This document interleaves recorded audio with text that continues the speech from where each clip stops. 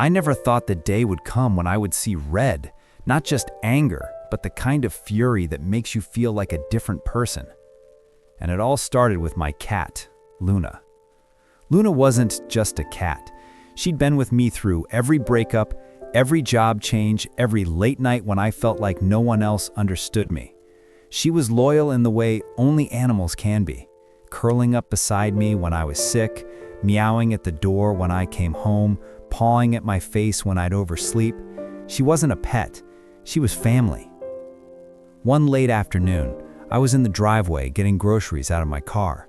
Luna loved to sit by the front yard watching birds from a safe distance. She never strayed far, and I always kept an eye on her. That's when it happened. A black sedan came tearing down our quiet street, way over the speed limit. No warning, no slowing down. I saw Luna dart across the driveway to get back inside, and then the sickening thud. The sound still echoes in my head. The driver didn't even hit the brakes. He didn't stop, he didn't look back. He just kept going, leaving my cat broken on the asphalt. I screamed her name and dropped everything. I rushed over, my heart racing, terrified of what I'd see. To my shock and relief, Luna was alive. She was bleeding and trembling, but breathing. I scooped her up in my arms and ran to the car. Every second felt like hours as I sped to the emergency vet. They rushed her inside, and I sat in the waiting room shaking, fists clenched, replaying the scene over and over.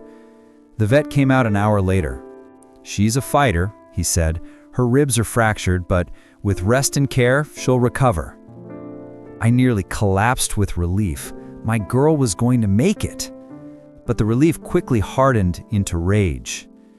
Because while Luna would live, the man who hit her had just driven away as if nothing happened. No accountability, no apology, nothing. And in that moment, I promised myself he wouldn't get away with it. I knew exactly who he was. Our neighborhood had one reckless driver, a guy named Derek. Early 30s, flashy car, always blasting music, always speeding down streets where kids played. Everyone complained about him, but nothing ever stuck. Until now. I went to work. First, I checked my home security camera. Perfect angle. It caught his car speeding by, Luna on the ground seconds later. The license plate was crystal clear. That was my evidence. Next, I dug deeper. I talked to neighbors, asked about Derek. Turns out he'd been warned before. He'd had other close calls.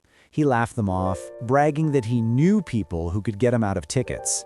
That arrogance fueled me. I didn't just take the footage to the police, I made it public. I posted it in the neighborhood Facebook group, tagging him. The video went viral locally. People were outraged. Parents who had nearly lost kids to his reckless driving chimed in. Others shared stories of near misses. The pressure built fast. But I didn't stop there. I compiled everything, the footage, witness accounts, even a log of dates and times I'd seen him speeding. I emailed it to the local news station.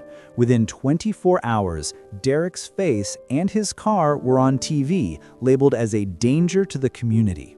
The police, who once dragged their feet, suddenly couldn't ignore it. They cited him for reckless driving, endangerment, and leaving the scene of an accident involving an animal. He lost his license. His insurance skyrocketed. His reputation shredded. The final straw came from his job. Derek worked for a delivery company, and when the story hit the news, they couldn't keep him. Who would trust a reckless driver representing their business? He was fired within the week. When I came home that night, I sat beside Luna, who was resting in her little bed, bandaged but purring softly. I stroked her fur and whispered, "We did it, girl. He won't hurt anyone else."